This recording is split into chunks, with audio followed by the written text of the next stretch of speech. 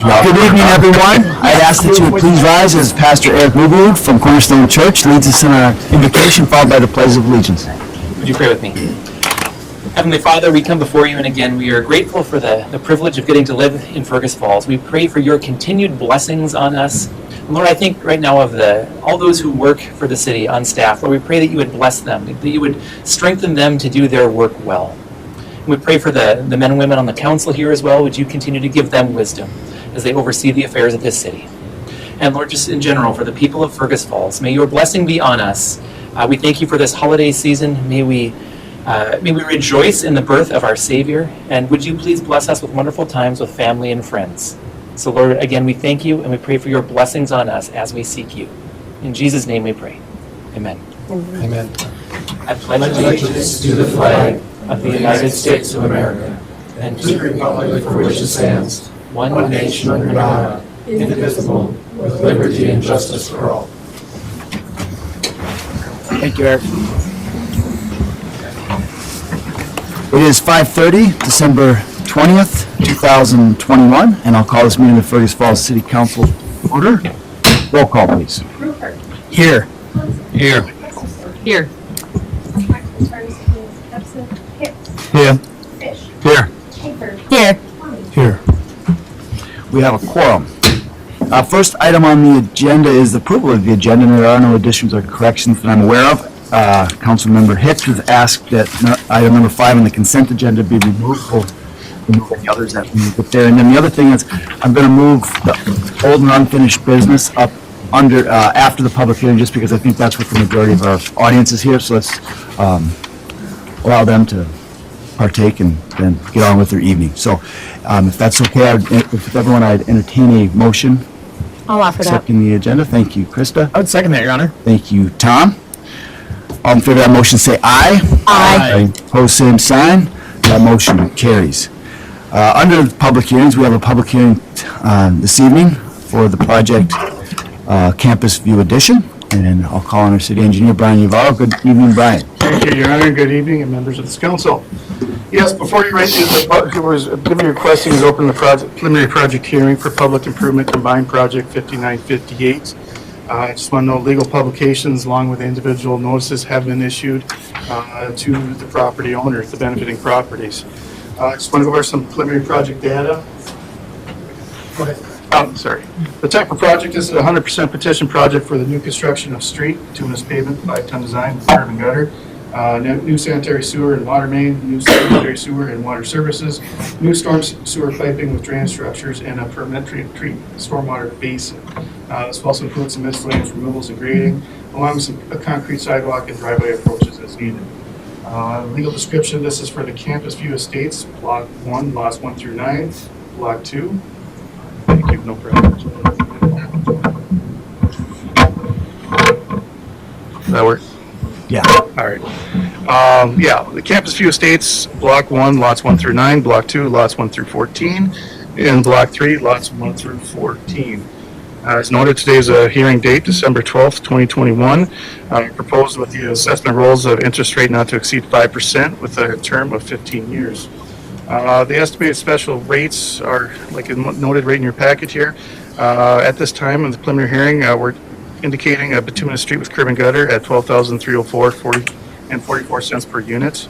Water main distribution at $5,393.72 per unit. Sanitary sewer main at $3,245.86 per unit. Water and sanitary services at $17,802.66. And the assessment rate for the storm sewer and conveyance and treatment at $1.07 per square foot. Laid out in this project with the estimated total of $1,796,644.86. The financing, we're preliminary proposing doing general obligation tax increment bonds, special assessed at that amount, $1,796,644.88. Excuse me, 86 cents. I just want to note this project is proposed to be funded by levying special assessments to the benefiting properties. The collection of tax increment will replace the special assessments to finance these bonds. So at this time, Your Honor, I'm requesting you open up the public hearing, preliminary project hearing for Public Improvement 5958. Thank you, Brian. And at this time, I will do that. Public hearing for Public Improvement Project 5958, the Campus View Edition preliminary project hearing for that project is now open. Anyone wishing to speak to that project, please step to the lectern and state your name and address for the record. Seeing no one, I will close the public hearing. It's back to the council. We will need a resolution ordering the project plans and specifications, again, for PI 5958. Would you like to offer that? I'll offer that, Your Honor. Thank you, Brent. Thank you, Anthony. Any questions or discussion? I have a question. Yes, go ahead, Scott. If the developer chose to back out of or drop the request for tax increment financing, would that have any effect on the bonding and the assessments going forward with this? I mean, this project can go with the assessments as it is, and if they decided to just finance it by selling the lots, including the assessments on the lots, rather than using tax increment financing, it could still go, I mean, that wouldn't have any effect on what we're doing here, would it? Right? Correct. Okay. Should I run through the financing just a little bit more, or are you good? I'm good with that. I mean, we've Okay. seen the whole presentation on the tax increment financing. I just think it's at least a possibility that the developer might say, you know, I don't need that, and didn't want this to get messed up in any way. Right. We'll definitely need to know that before we issue bonds, because what's anticipated here is issuing tax increment bonds, so that would be the law that they would be issued under. We're levying assessments as a guarantee to give the city as a whole, you know, that guarantee. So if for some reason it doesn't generate enough TIF, well, then the assessments would have to stand. But, I mean, we're early enough in the process here. But if TIF was not an option, then we would probably just need to finance them with a PIR bond, a normal assessment bond, because then the assessments would 100% pay that. So, again, that guarantee for the city as a whole, so which is good. Sure. But at this point, we're just getting the plans together. Yep. Yes. Go ahead. We would look to do a final cost hearing. We would, if approved, we'd order the plans, do the advertising, take bids. Then we'd have our actual numbers prior to the final cost hearing. And at that time, we also have probably the developer's agreement and everything as well to present for the council before we finally execute on all those documents. And the time frame for all that to get generated is still several weeks or a couple months or what? We're looking sometime in March, probably, to present all this to the council. Very good. Thanks, Brian. Thanks, Scott. Thanks, Bill. With that, if there's no more questions, roll call, please. Yes. Thompson. Yes. Gustafson. Yes. Hicks. Yes. Fish. Yes. Ingrid. Yes. Tony. Yes. That resolution is approved. Let's move to old and unfinished business, and we'll have a discussion on city boards and commissions, and we'll call on our community development manager, Claire Beck. Good evening, Claire. Good evening, Mr. Mayor and council members. Yes, this is going to be just that, a discussion. I think there's still quite a bit of work to be done, or I guess maybe no work to be done if we're just going to keep everything the same, but that remains to be seen. So for the last several months, we've been working on trying to make the boards and commissions a little bit more efficient. We've had some issues reaching quorums with certain boards and commissions, and we also just have a lot of staff time that's going into boards and commissions. At the same time, we recognize that the boards and commissions serve an incredibly important role in the work that our city does. They are advisory committees to the council. So the people that are putting their time and effort into these boards and commissions deserve to be listened to and deserve to have what they're doing mean something. So that's kind of why we wanted to look at this code and just revamp things a little bit to make sure that things run smoothly, that processes are laid out and clear, that every board and commission is operating with at least the same kinds of standards, and that there's a line of communication that's laid out between boards and commissions and council members so that you know exactly when and how you can call on them and how and when they can reach out to you. So, if you recall, gosh, I don't know, several months ago, the the initial conversation was, well, do we roll some boards and commissions into each other and go like a completely different direction with some of these boards and commissions? Based on feedback that I've gotten from several different boards and commissions, it looks like rolling people in together is probably not the right tool, not the way to go forward. So maybe another solution could be that some of these boards and commissions that are having trouble reaching quorum, we take the membership numbers down. So if we're looking at our full list of boards and commissions, the Bicycle and Pedestrian Advisory Committee is currently a board of 5. They have not had a quorum in several months. That is a good candidate to be taken down from 5 members to 3 members. Heritage Preservation Commission, they have no trouble getting a quorum. I do not recommend that their membership would go lower. They're also, they have statute that they fall back on for their membership, so they have specific people that are playing specific roles. The Charter Commission is one that I think we would also leave at 5 people. They are fine with their quorum, and they are only meeting, I believe, once annually. They have Can more we than clarify that. that the Yes. Charter Commission is actually a 14-member? 14-member. Yeah, and we That's can't, we by the can't. district And you can't court. change that. Absent court order. So we won't change that one. The Human Rights Commission, that is one that has trouble reaching a quorum. So they have 5 members currently. We would like to bring that down to 3 members. The Planning Commission should remain the same number of members, but we should definitely look at term limits on that so that we're getting some, at least a little bit of turnover year after year for the Planning Commission. Because that's a really important one that if people are unable to make those meetings on a regular basis, then they should really be looking at their tenure and deciding whether or not Planning Commission is the right fit for them. Then we have the Public Safety Advisory Board, which is currently 3 members. I would question whether or not that one needs to even be part of code at this point, because I do not believe that they have met in 2021.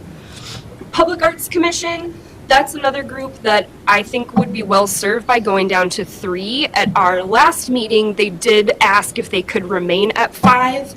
So I'm going to leave that up to you guys. They think maybe they can get some more members, but right now we only have 3.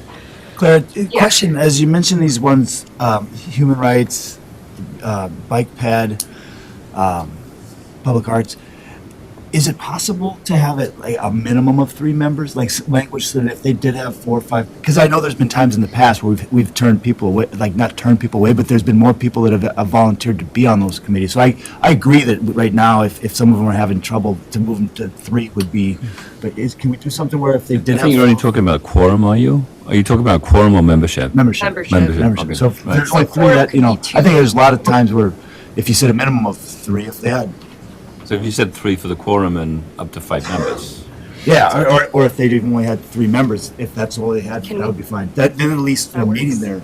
Anyway, just a thought, I mean, I don't have to decide that tonight, but I know in the past, there has been times when there has been a lot of interest in each of those. So allowing the flexibility within there, if they only have 3, they can still meet quorum with 2 members. But if there's 5 people that want to serve in those positions, the more the merrier. The issue, Yep. though, is you set these commissions at the beginning of the year, and so you would name 4 candidates Yep. to the position, and if only 2 show up, you still don't have 1.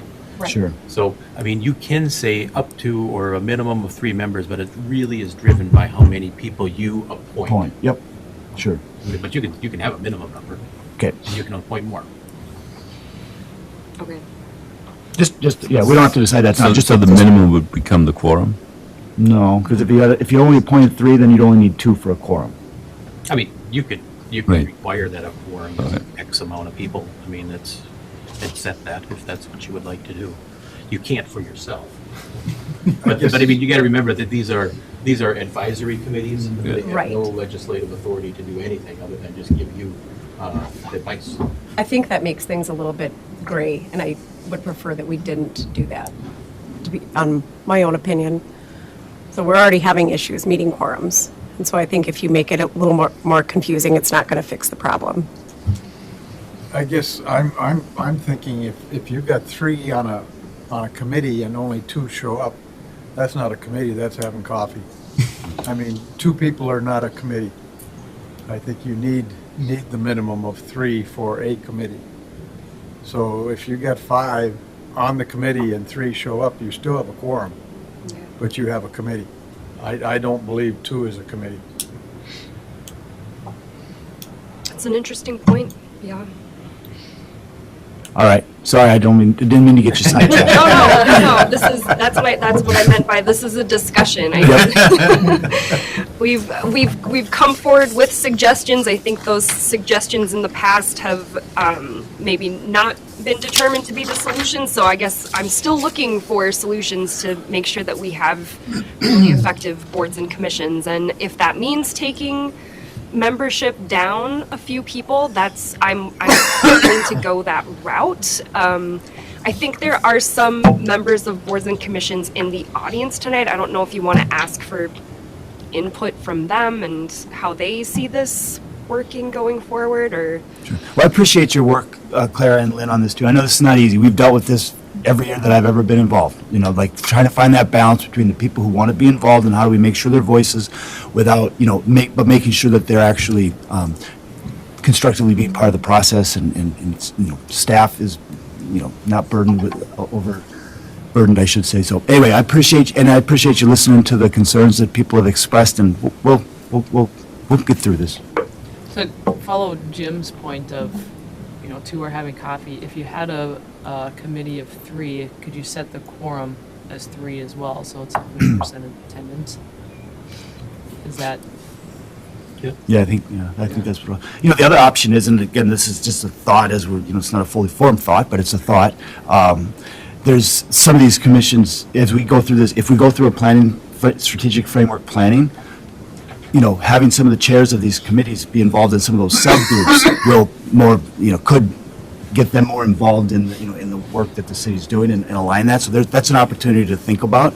Again, just something for consideration. Because I know the ultimate goal is to make sure that these committees, the work that they're doing, the time that they're putting in is constructive to the work that we're all doing. So, maybe that's an option as we look at 2022 as well. Yeah, Brent. Do all the committees have term limits, or are there just certain ones?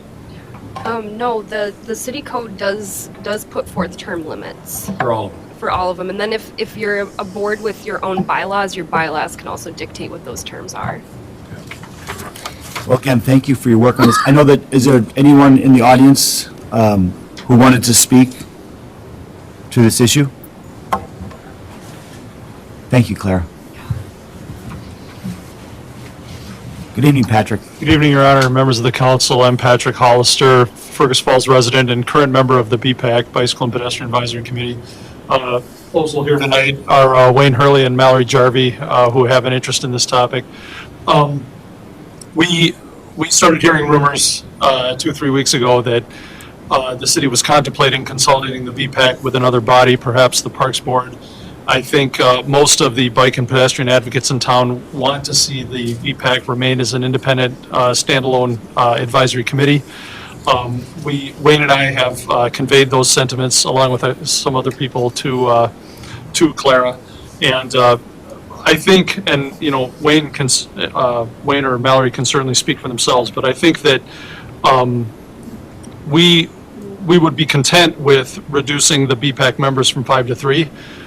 If the council chooses to do that, and whatever you set as the minimum quorum, I think we're fine with also.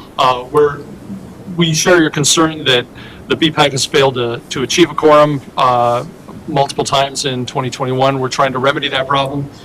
We have some BPAC members that have indicated they're no longer interested in serving in 2022. We're trying to get an exact number to provide to the city so that you can recruit on your website additional members. In addition, we're out pounding the pavement, drumming up potential candidates to serve on that committee. We understand that ultimately it's up to the council. So I guess in summary, I'm here tonight to ask you to please preserve the BPAC status as an independent standalone commission. And, if you want to leave it at 5 members, that's fine. If you want to reduce it to 3, that's fine. However you want to define what constitutes a quorum, we're fine with that also. And also, we're coming around the bend on finishing the bicycle and pedestrian plan for the city. And I think when that I think Wayne and I are very impressed with the work that the consultant's been doing on that. When that document is finalized, and by the way, it's available online for comment, public comment. When that document is finalized, I think that's going to give a new raison d'etre for the BPAC, and I think we're going to get a lot of enthusiasm to implement that plan. Thank you. You don't have to speak French to join that committee, though, do you? I don't know if the city charter defines English as the official language of Fergus Falls. I don't want to open up that can of worms, but we generally speak English at our meetings, yes. Thanks, Patrick. Thanks, Patrick. Yes. Can I add just one thing? Whatever the council decides, that we just follow a process, and the most important part of the process is having people apply through the city administrator's office so that we can bring the appointments to the council. We're finding a lot of committees just appoint themselves, and we have no idea who these people are, how to reach them, how to let them know meetings are happening. So if we can just kind of keep that formalization of an application to preserve the important roles of the people are playing, that would be just really greatly appreciated by staff. And I think that will help with some of the quorum issues too. If we know how to contact people and let them know when meetings are and where they are and how we can accommodate that, we might solve some of that problem right there. And Yeah, I would Tom. just echo the thanks to the city staff, because I know this is, it's a lot of work and it's a lot of hassle. So thank you for what you do. We appreciate it. Yeah, and if anyone has any other thoughts, of course, we'll be bringing this to I believe it's the first meeting in January, right? So we've got some work to do. So you guys have a chance to weigh in at that point as well. So thanks, Clara. Thanks, Lynn. All right, moving along. There are no bids to award this evening. There are no petitions or communications that I'm aware of. Under the consent agenda, Alderman Hicks has asked that he recuse himself from item number 5. And there's any other of the remaining 7 issues that anyone would like to discuss individually? You can remove those as well, Seeing none, I would entertain a resolution approving the remaining 7 items on the consent agenda. Offer that, Thank you. Tom? Second. Thank you. Brent? Roll call, please. Rupert. Yes. Thompson. Yes. Hesterson. Yes. Hicks. Yes. Yes. Ingber. Yes. Tony. Yes. That resolution is approved. And item number 5 is a resolution accepting a $2,000 donation from Green Plains Otter Tail for fire department equipment purchases. And you just want to stay out of the conversation. I'll offer that. All right, thank you, Jim. I'll second. Thank you. Krista? Roll call, please. Rupert. Yes. Thompson. Yes. Hesterson. Yes. Hicks. Abstain. Fish. Yes. Ingber. Yes. Tony. Yes. That resolution is approved, and we do say thank you to Green Plains, by the way. We have a good relationship with the fire department. That's right. That's We right. don't want to use them much. But All we right. appreciate them being there. Thanks, Anthony.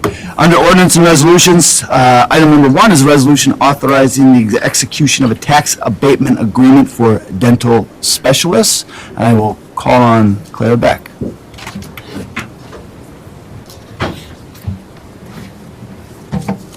Hello, council members and mayor again. A couple months ago, we had a public hearing for a tax abatement for a new clinic that's going to be going in here in town. It will be called Dental Specialists LLC is what their overarching name is, but it's Dr. Swellstead and some of his partners are going to be greatly expanding their practice here in town. They have purchased the old Hedall's building. And so their request was, hey city, can you please get involved with this project with us? We think that we're going to do something really good in this part of town. It is not a pretty building to look at right now, but their plans are going to be lovely for it. So you heard their request back a few months ago and you seemed to like it. So now we are at the point where we have been working back and forth with our lawyer's office with Baker Tilly. And we have reached a point of agreement with dental specialists on what the actual structure of the tax abatement is going to look like. So just as a refresher, what we have agreed to is do an aggregate amount of $111,000 over the next 9.5 years, so until about August 1st, 2033, or when we hit that dollar amount, whichever comes first. So at that point, then the business would come fully onto the tax rolls, but until that point, we would be capturing that that increment in their taxes that would be raised, and they would be using it to help get that site up to a usable standard. So, any questions or concerns? No, I just want to just reiterate the fact that what makes this development slightly different than other developments, including other dental offices and practices, is that the site does not have city water and sewer. That's a and there's been a number of developers that have expressed interest in redeveloping that site, which is on Lincoln Avenue. And the fact that, it doesn't have city water and sewer has stopped that development from happening for multiple attempts. So I think that's, in my opinion, what separates this project from some of the other projects that have not received tax abatement. Yes, Scott? Just a comment to make. Another thing that I feel that we've often tried to be sensitive to is providing incentives that would essentially bring competition to something existing. And this is bringing in something new, bringing in the oral surgery component that doesn't exist here already. And the other businesses are growing, which are already here. And so I find it exciting to get behind this project. I think it's a good one, and I think it's really in line with why these programs exist.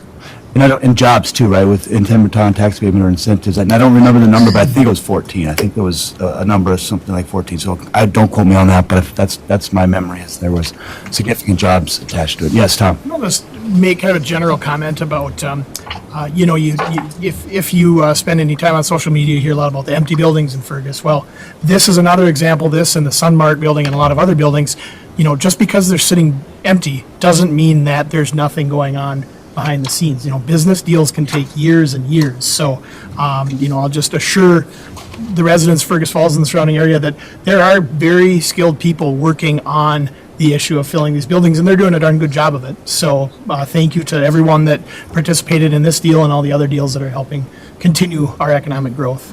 Yeah, thanks, Tom. All right, so we would need I will offer that resolution. Jim would offer the resolution authorizing the execution of a tax abatement agreement for dental specialists. Would someone like to say? Caroline, thank you. Any questions, comments, further comments? Roll call, please. Yes. Yes. Yes. Yes. Yes. Yes. Yes. That resolution is approved. Item number 2 is a resolution granting a 15-year ad valorem tax exemption for Good Neighbors Cottages LLC for the Nurses Cottage at the Regional Treatment Center. I'll call on our City Administrator, Andrew Bremseth. Good evening, Andrew. Good evening, Your Honor, council members. Good to see all of you, and Merry Christmas.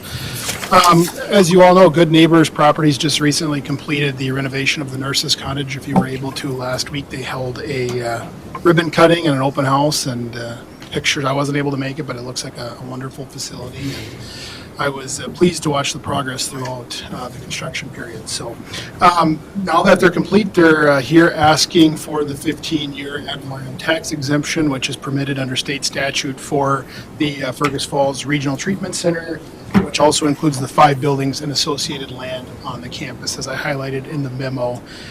This was expected of them. They did visit with me on the front end of the project, indicating that their intent was to ask for this exemption on the back end, so we're here tonight to do that. This ad valorem tax exemption is for 15 years. The first 12 years, the taxes are fully exempt, and then they phase it in over the final 3 years. The third to last year, 75%, second to last year, 50%. Then the final year is 25% of the tax amount, and then after that, they are no longer exempt. So the 15-year clock starts when the council passes this resolution. Their desire is to have that date be today, and then we'll get that up to Ottertail County, and it'll take place before the beginning of next year, and they'll be on their way. So these are not real common. This is specific legislation to the Kirkbride campus. I highlighted the here, and the last time we had a request of this magnitude was in March of 2017 on the red brick building. So. Thank you, Andrew. Someone like to offer that? I'll offer that. Scott, second? Yes, thank you, Scott. Questions for Andrew? Roll call, please. Yes. Yes. Yes. Yes. Yes. Yes. Yes. The resolution is approved. Item number 3 is a resolution extending the purchase agreement between the city and the Port Authority for the 11.57 acres on the former dairy site. Yeah, thank you, Your Honor, Councilmember. Since I'm standing here, I'll just do this one. It's kind of been a little hot potato for us. So the Port Authority this evening extended the purchase agreement one final time, another 6 months, which brings us to the end of our LCCMR grant period. We are still working with the DNR to get the appraisal and all of the final documents complete, so we have the transaction closed and then are able to get that reimbursement out of the $600,000 LCCMR grant. So don't have much more to add other than the state agency is getting a little bit frustrating, but constant communication and encouragement, I think, will get us to the finish line, which we're doing. And this will be the last time we're in front of you to ask for this extension. I know we said that last time, but the end of the road is at the end of June of 2022. So one last time, if you please extend that agreement 6 months. Thanks, Andrew. Someone like to offer that? Caroline? Second, Your Honor. Thank you. Any questions for Andrew? Roll call, please. Yes. Yes. Yes. Yes. Yes. Yes. Yes. The resolution is approved. And the final item is motion. We'll be looking for a motion. We'll call on Karen Flom, our city planner, to discuss a 90-day moratorium on the construction and expansion of the motels, hotels, and apartment hotels during that period. Good evening, Karen. Thank you, Your Honor, and good evening, City Council members. Just to quickly walk over the memo that was in the City Council packet. So as you may know, the Motel 7 has been placed up for sale, and city staff have fielded multiple calls about permitted uses or redevelopment at this property, and most of those have centered around apartments or extended stay, longer-term stay hotels. Our zoning code really doesn't provide great answers, particularly to the extended stay question. And some of the hotel and motel definitions as well are not necessarily conflicting with each other, but don't really provide great distinctions or great information. So essentially what we're asking for is a study period for the Planning Commission to take up this topic at its January meeting, and staff would spend the next couple of weeks doing some more research and putting some suggested language together for discussion for that January meeting about sort of how to handle these topics. These would also, the changes that would be recommended would apply to those uses across the city. So if further hotels or motels come up for redevelopment, we would be doing the work to already answer those questions if and when those come up. I also have gotten a couple of questions about the proposed redevelopment of the flour mill and whether or not, this moratorium would have impact on that project. And my response to that would be that that property is not correctly zoned for a hotel. So that property is still zoned I-2 industrial. And so at a minimum, that process would need to go through. And then depending on the zoning, that would get changed to a hotel or a motel would also be a conditional use. So again, that adds even more time to that process. So with the 90-day study period and intention to bring some language for discussion at the January Planning Commission, this process would be complete before that redevelopment really got underway. Otherwise, that's the summary that I have, and I'm happy for any questions that the council may have as well. Thank you. Thanks, Karen. And so the Motel 7, is it recent that was put up for sale? Is that? To my understanding, city staff may have more information than I do. I guess I'm not aware. And so 90 days, we obviously want to have the proper zoning, and I don't think that, studying this and having the Planning Commission weigh in on some gray areas is going to stop any development, right? We're not, we're just looking for clarification. Right, and I would argue actually that with the number of calls that I've had, and to my knowledge, there's still no offer on this property, that the lack of answers is what is turning people away. Sure. So taking the time to work through this process and figure out what those answers are will likely be very advantageous to that property's reuse and redevelopment. Thanks, Karen. And we can do this through a motion? Someone like to offer that? I'll offer that. Thank you. Krista? I'll second. Thank you. Jim, any questions for Karen or Rolf? What you'll get is a ordinance back from me at the next meeting to pass. So it'll be introduced for a first reading at the first meeting. So it won't take 90 days. Well, it'll be 90 days from the date the ordinance is effective. And it won't be effective until after it's had its second reading, which would be the second meeting in January. And then it even has to wait 15 days or something like that. 15 days after being published. Yeah, then it has to get published and then 15 days thereafter. So it will not be effective until February to start. It seems reasonable to get the answers that buyers are going to want to get the process rolling. I think that it sounds like things are stopping because you use moratorium, and it means, no, you can't buy this until we say you can, to somebody who might be interested. And that just, I'm not sure how to answer that question for somebody other than to say, we don't have a choice, but we need to fix the language in the code so that it can do, so that it can allow things that we want to be allowed and not allow things that aren't, It just seems like an awkward way to work on it in some ways. So can't we fix the code and be working on that without it stopping any development or stopping any sale? That's where the question is for me. It seems like we ought to be able to let anybody buy and sell what they want without stopping it, but still be working on the code. So perhaps to clarify, or if Rolf would like to jump, it wouldn't stop any private sale.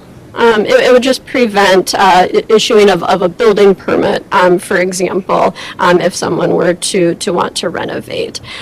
So the moratorium itself would just put that sort of stopping mechanism on it, essentially, so that someone wouldn't buy a property and then try to do something that our code later, we might be telling them no. So it puts a little bit more protection both on the city's interests as well as a potential purchaser of the property. I don't know if Rolf. So if somebody wishes to buy it, to keep it as a motel, there wouldn't be any issues with this? Right. Yeah, I mean, I think the inquiries are whether they could turn it into and convert it into an apartment or a long-term stay, kind of like what we used to have, like the Jewel Motel, and there's another one out there, Legion, the other one that. Lakeland. Yeah, Lakeland. It used to be the Fergus Hotel, if you recall that. So the question is to allow that issue to be studied more and get the zoning. But right now, under our code, that type of zoning is not permitted at that spot. But that's our interpretation. But to answer because if they wanted to just. Yep. I mean, if there's a buyer out there that wants to buy it and maintain it as a hotel, we're not stopping them from doing that. Correct. So it would only be a change of use as such, because the other one's for sale too. Okay, we have a motion on the floor and a second. Any further questions? All in favor of that motion signify by saying aye. Aye. Opposed, same sign. That motion carries. Thank you, Karin. Under presentation of claims, tonight we have claims in the amount of $892,525.42. If there's any questions, we'll direct them to our finance director.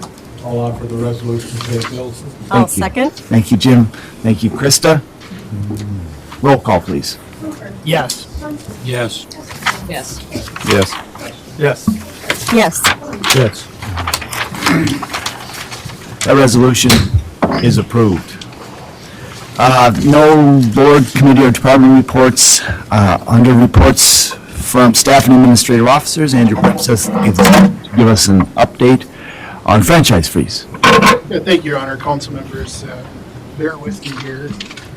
I'm going to be the guinea pig on the new keyboard, so I'm really hoping it works better than the rest of our technology this evening. So, franchise fees. A lot of what I'm going to cover, I'm going to go fast through because we've talked about it. And tonight's not the night we're really asking you to do heavy lifting, so we will be back with more information. But before I start, I just want to thank a few folks. Sandy Cunningham took the lead on this presentation. Lynn, Bill, Brian, a real team effort to put this together. I just get to be the face of it, so they did all the work. We'll direct all the questions to them. And Sandy.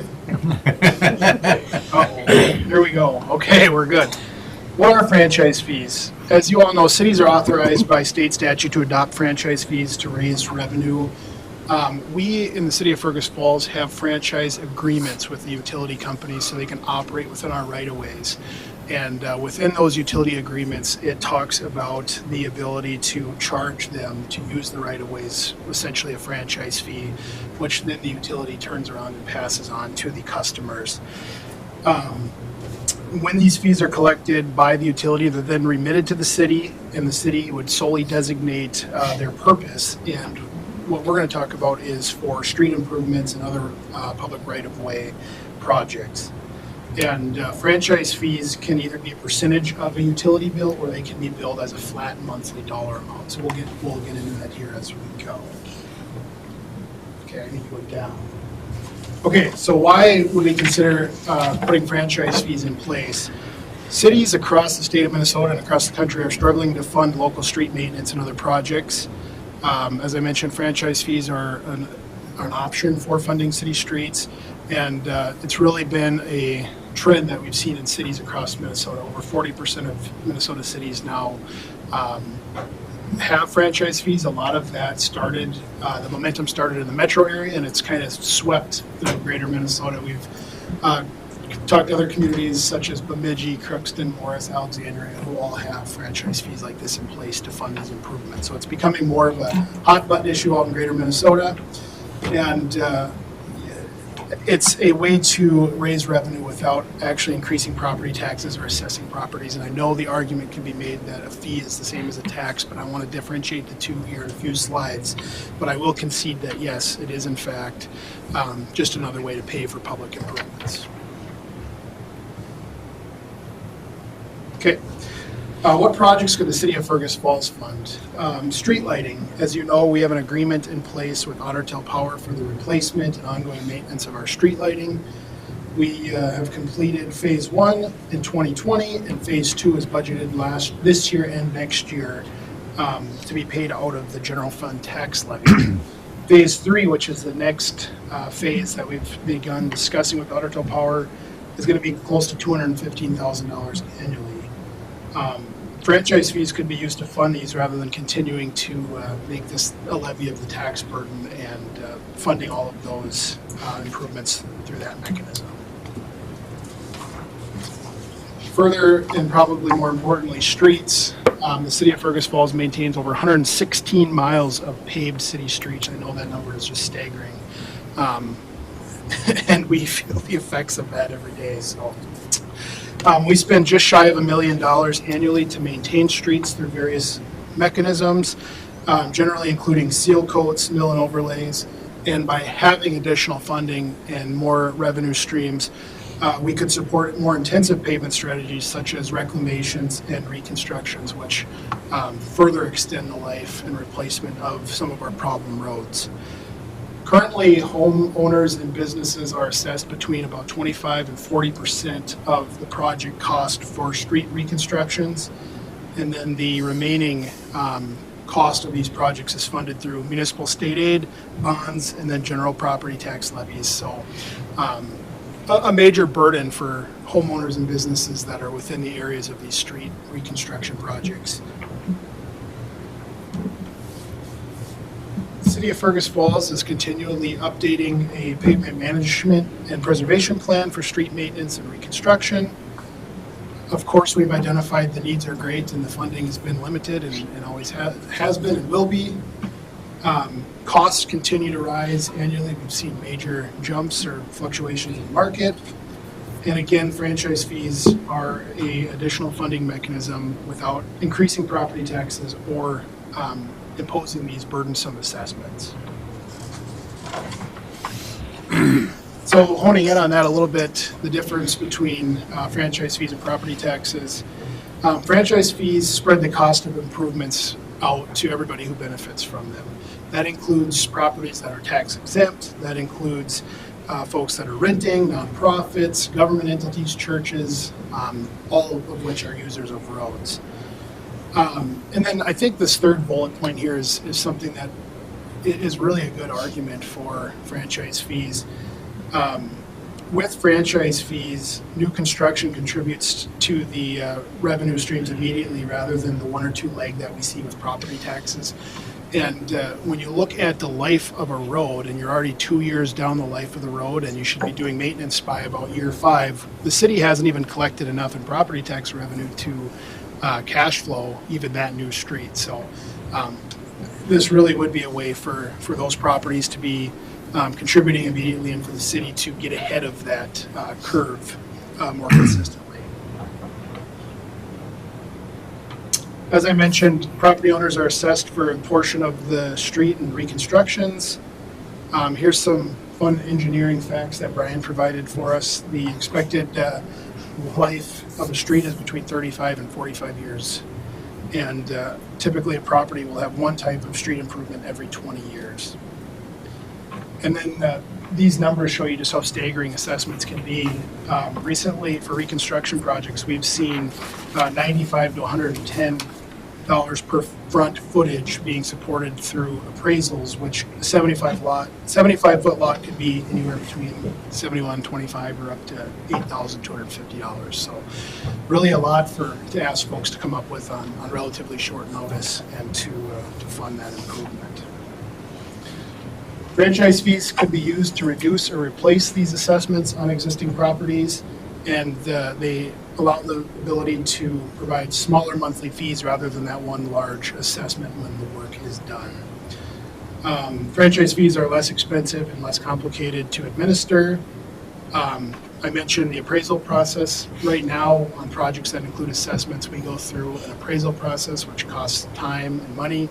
In fact, we've had that appraisal process make us miss building seasons, which then you add a bunch of cost as you factor inflation and all those other things. Franchise fees would allow us to keep maintenance and reconstruction on a proactive and timely schedule because of the predictability of the revenue stream. And finally, they're very equitable for folks moving into, out of, and within the city. So if I just completed paying my assessments over the last 15 years and I moved to another house in the city and Brian sends me the notice that that street's going to be reconstructed again, I'm going to get another assessment, this gets away from that. Thanks, Brian. I thought exactly. So you're constantly, paying that monthly fee, and when it's your turn, the money's there to fix your street. So revenue impacts. This is assuming that the city would go down the road of a percentage rather than a flat dollar amount. And I want to note, this includes Great Plains and Otter Tail Power. We still do not have the data from Lake Regional Electric, which we anticipate we'll have on Wednesday of this week. Their board is meeting tomorrow night. They wanted to let their board know that these conversations were happening, and then they're going to provide that data. So we only could use the numbers we had. We've kind of honed in as staff on the 5% revenue. So that would generate about $970,000 between Otter Tail and Great Plains. That Phase 3 street lighting project that I mentioned earlier is $215,000. So in this scenario, we'd have an additional $750,000, just under $750,000 to, right around $750,000 to put towards street maintenance. And like I mentioned earlier, we spend about $988,000 right now. So it would, with the Lake Region revenue, which we don't know what that is, could nearly double our ability to tackle these streets going forward. This is a table that Otter Tail Power shared from their data, which would be the annual impact on a customer on average. So you see $50 a year for the residential customer if we were to do the 5% fee. Keep in mind that if folks have gas and electric, they'll probably have two different fees. If you have all electric, this number is probably low and it'll be a little bit higher. So could be equitable amongst users if they have electric heat compared to gas heat. So it's $4.16 per month is what the proposal would shake out to today. So next steps.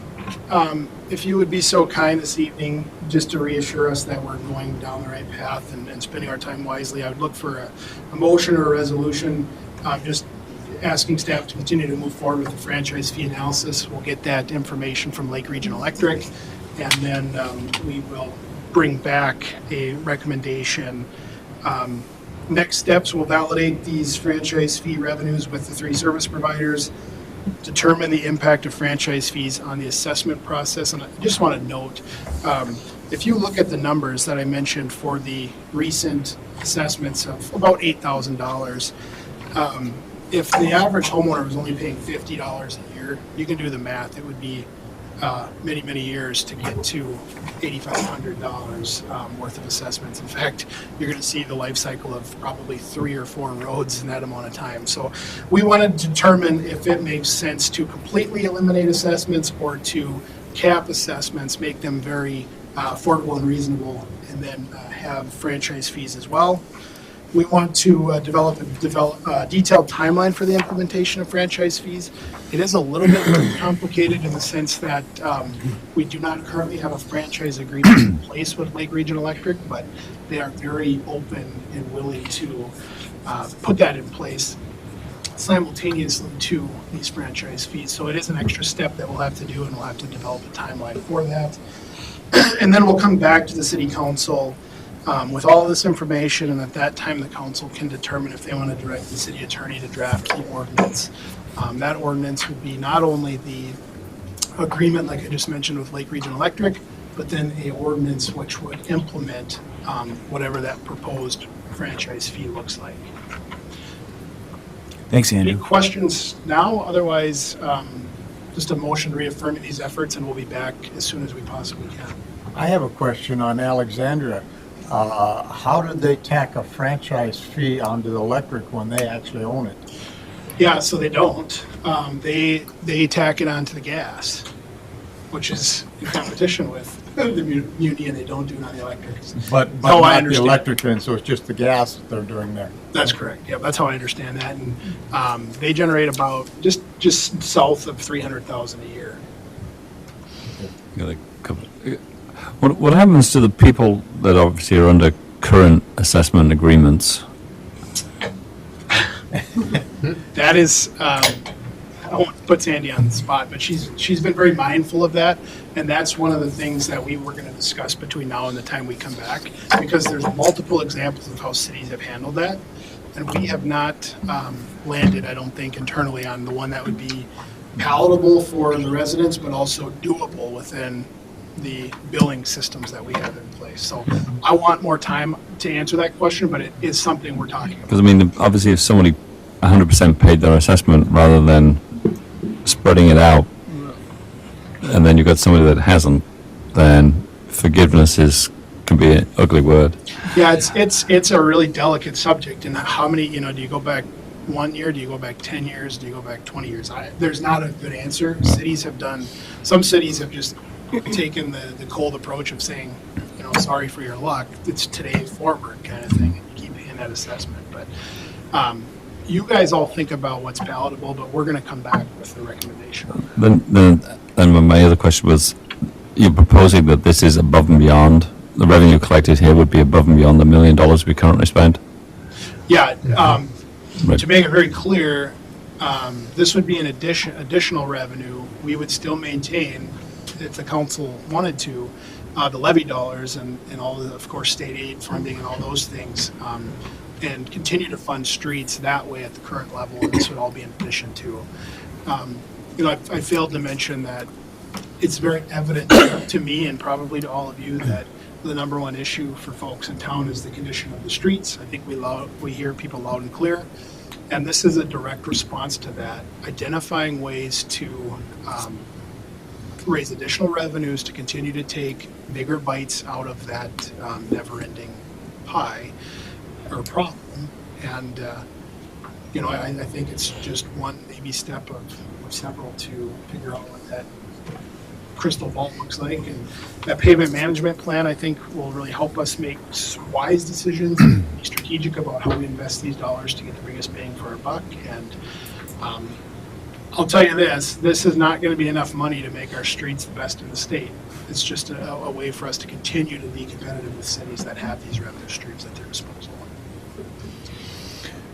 Someone want to make a motion for staff to continue their, just for the sake I'll of. make the motion and have comment.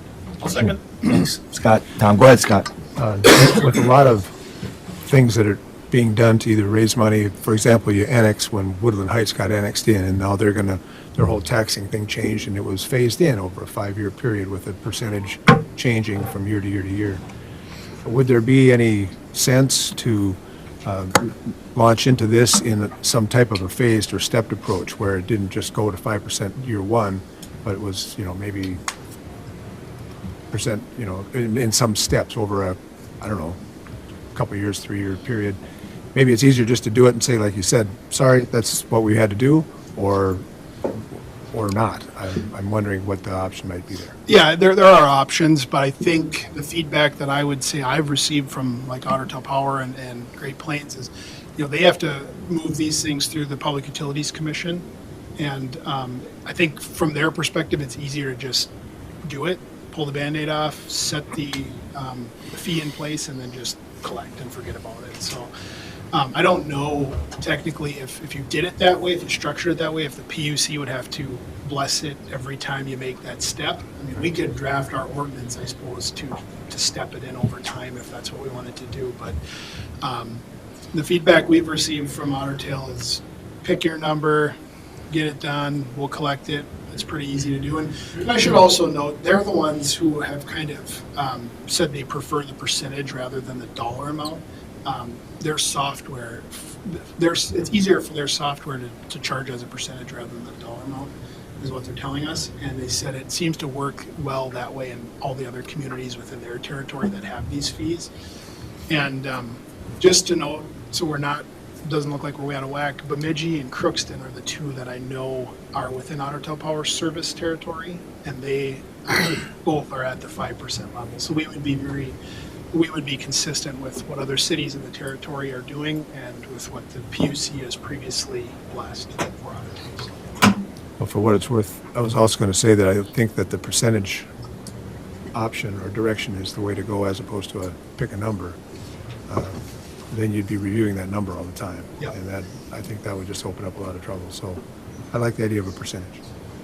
Thanks, Scott. Any other comments? Can we go back to the previous slide that's got the figures on it? Yeah, I shut the keyboard out. There you go. There you go. No, there you go. So that's for yearly, say 5%, that's 970,000 yearly, you're thinking. On Otter Tail and Great Plains, we'll add Lake Region Electric, and it'll be a smaller number for Lake Region because they only have, I think, 92 accounts. Because if we're looking at street maintenance at $755,000, and how much are we, on a rough figure, the people who are getting assessed on their property, about on an average, how much are we assessing a year? That's totally dependent on the project. Because I've seen the numbers all the time, and they always seem to run up around that amount. The Mount Faith project, which was a substantial project, the East Mount Faith and Summit and all that reconstruction. If I remember right, it was in the 400,000 range for total assessments, and the city was a big portion of that because we have all that frontage And the school. Yeah, because I'm just wondering, are we going to be kind of breaking even, or are we going to be coming out ahead on it? That's a good question. We'll be coming out ahead, but that's another reason why we wanted to have further discussions about do you I completely agree eliminate. with the franchise fees because the people in the apartments use the roads and they're not getting assessed. You got the churches, the people using the roads are not getting assessed. I agree of spreading it out with everybody, but it's to the point where is that going to give us an amount where we're just breaking even? Or is it going to actually give us that extra amount of revenue every year so we can get ahead on things? We have to find that balance. But we're all in agreement with the motion to allow staff to continue to work on this and bring us back. Is that fair enough with everyone? All right, so we do have a motion to direct staff to continue their work on this and bring us back as soon as possible their findings. All in favor of that motion, say aye. Aye. Opposed, same sign. That motion carries. I don't believe there's any other old or unfinished business. There is no new business. Lynn, did you have any announcements? Just mention, Because of the holidays, just reminding people, Friday pickup moved Thursday, Thursday's moved to Wednesday, both this week and next week. It causes problems when we go backwards, Backwards, yeah. especially for the holidays. and a reminder for people to clear their pavements and things. It's particularly the footpath. Because especially with the kind of like this rainy stuff we've had, there's a lot of ice out there. So also be careful. Yeah, be careful. And Merry Christmas, everyone. Happy New Year. We'll see you in 2022. Thanks, everyone. We're adjourned.